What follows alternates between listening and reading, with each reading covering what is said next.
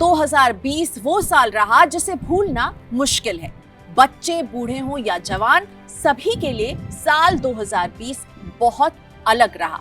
हमने बहुत कुछ सीखा, कई पाठ सीखे, फैमिली फर्स्ट, हेल्थ फर्स्ट, और इन सब के बीच में हमने बहुत कुछ खोया भी।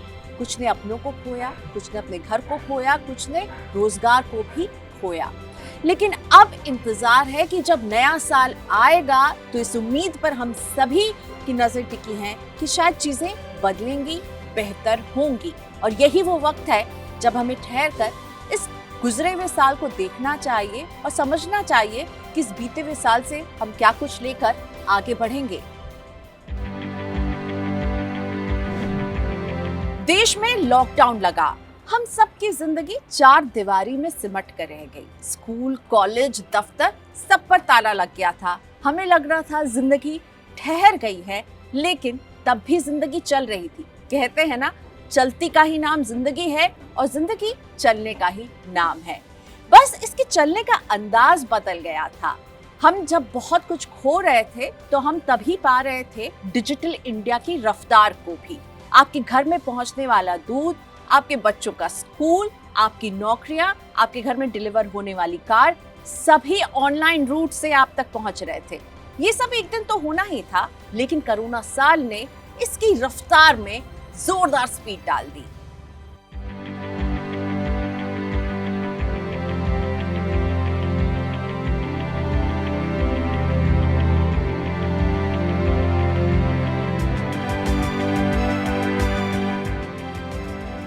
कोरोना साल ने सबसे ज्यादा हमारे वर्क कल्चर को बदला।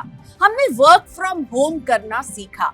फिर चाहे आपका दफ्तर सरकारी हो या निजी, हम सब ने ये समझा और ये पाठ सीखा कि घर की चार दीवारी से ही ऑफिस का काम चलता रहेगा और ऐसे ही कुछ दिन और चलेगा। वर्क फ्रॉम होम कुछ कंपनियों को इतना पसंद आ रहा है कि आने वाले दिनों में वे इसे हमेशा के लिए अपना सकती हैं। कंपनियों का मानना है कि इससे उनके सालाना बजट में बड़ी बचत होगी। ट्विटर के सीईओ जैक डॉर्सी ने तो अपने स्टाफ को हमेशा के लिए घर से काम करने का विकल्प दे दिया है। यानी अब ट्विटर के कर्मचारी कोविड-19 महामारी के खत्म होने के बाद भी घर से ही काम कर सकेंगे। फेसबुक ने भी सितंबर 2021 तक अपने सभी स्टाफ को वर्क फ्रॉम होम करने की छूट दे दी है।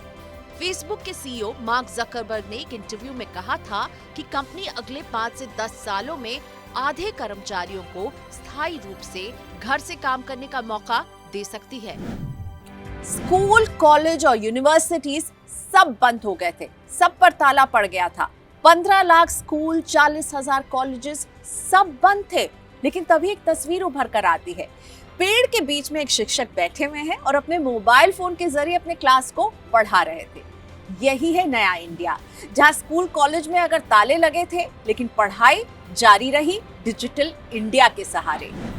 डिजिटल एजुकेशन को इस कदर बढ़ावा मिला, इसका अंदाजा इस बात से लगाइए कि कोरोना संक्रमण की शुरुआत से ऑनलाइन एजुकेशन प्लेटफॉर्म बायजूस ने 1.5 करोड़ से ज्यादा नए छात्रों को अपने साथ जोड़ा।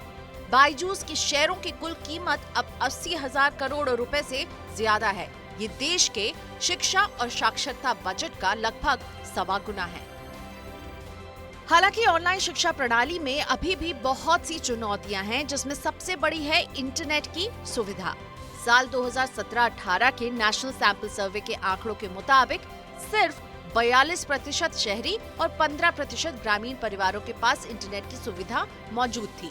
कोरोना काल में जरूर इन आंकड़ों में बढ़ोतरी हुई होगी, लेकिन फिर भी इंटरनेट की गैर मौजूदगी की वजह से सबसे ज्यादा प्रभावित होने वालों में मजदूर, ग्रामीण और गरीब आबादी ही होगी। सितंबर महीने में रिलीज हुई फेसबुक इंडिया और बॉस्टन कंसल्टेंसी ग्रुप की रिपोर्ट टर्न द टाइड के मुताबिक कोरोना वायरस के कारण मोबाइल फोन, एपरल और कंज्यूमर पैकेज गुड्स की खरीदारी करने वाले उपभोक्ताओं के खरीदारी के तरीके में बदलाव आया है। रिपोर्ट के मुताबिक शहरी उपभोक्ताओं में डिजिटल का प्रभाव बहुत ज्यादा बढ़ा है। इसमें मोबाइल के लिए 70%, एपरल के लिए 50 से 60% और non food consumer package goods में 20 से 25% तक की बढ़ोतरी हुई है।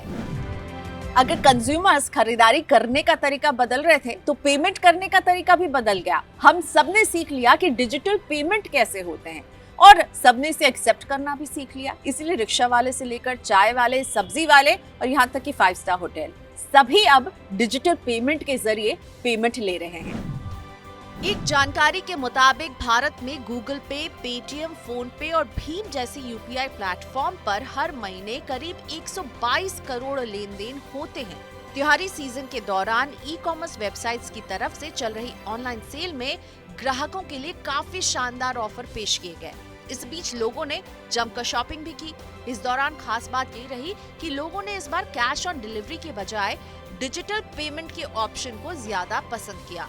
आंकड़ों के मुताबिक लगभग 70% लोगों ने इस बार पेमेंट के लिए डिजिटल मोड को चुना है। इसके उलट कोरोना महामारी से पहले लोग कैश ऑन डिलीवरी यानी सीओडी मोड को ज्यादा पसंद करते थे। इकोनॉमिक टाइम्स को मिली जानकारी के मुताबिक त्योहारी सीजन में 60% कस्टमर्स ने फ्लिपकार्ट और अमेज़न से शॉपिंग करते वक्त ऑनलाइन पेमेंट की। वहीं कोरोना महामारी के दौरान ऑनलाइन मार्केट में कैश ऑन डिलीवरी से हो रहे लेन देन में काफी गिरावट आई है।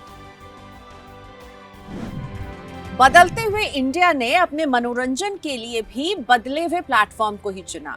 सीरियल्स की शूटिंग नहीं हो रही थी, इसलिए नए सीरियल्स नहीं बन रहे थे टीवी के लिए, सिनेमा हॉल्स बंद थे, फिल्में रिलीज नहीं हो रही थी। ऐसे में एंटरटेनमेंट के लिए ओटीटी प्लेटफॉर्म ने जोर पकड़ा, लोगों ने इसे खूब अपनाया और ओटीटी को नंबर 1 चॉइस बनाया अपने एंटरटेनमेंट के लिए। रेडसियर कंसल्टिंग की एक रिपोर्ट के मुताबिक मार्च से जुलाई 2020 के बीच भारत में ओटीटी सेक्टर में पेड सब्सक्राइबर्स में 30% की बढ़ोतरी दिखी है।